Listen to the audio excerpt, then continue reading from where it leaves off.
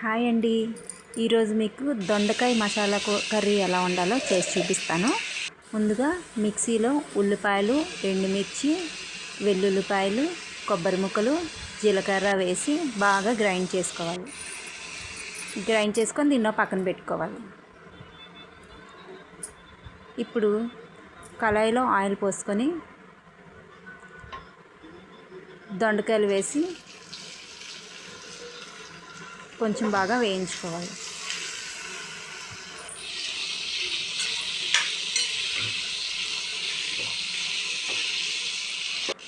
ఇప్పుడు ఇందులో కొంచెం సాల్ట్, సరిపడినంత సాల్ట్, పసుపు కూడా వేసుకోవాలండి.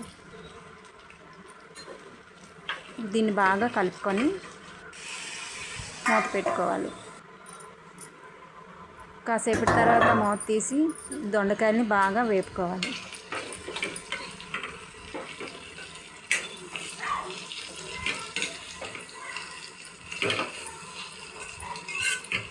ఇప్పుడు ఈ దొండకాయల్లో ఇందాకలా మనం మిక్సీ పట్టుకున్న మసాలాని వేసుకోవాలి.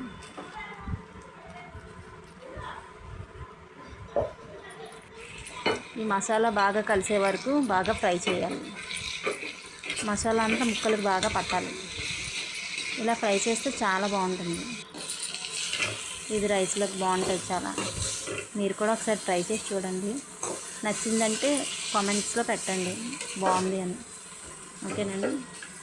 ఇలా బాగా డీప్ ఫ్రై చేసిన తర్వాత మనకి దొండకాయ ఉల్లి మసాలా కర్రీ రెడీ అయిపోయింది. మీరు కూడా ఒకసారి ట్రై చేయండి ఇంట్లో. ఓకేనండి. బాయ్.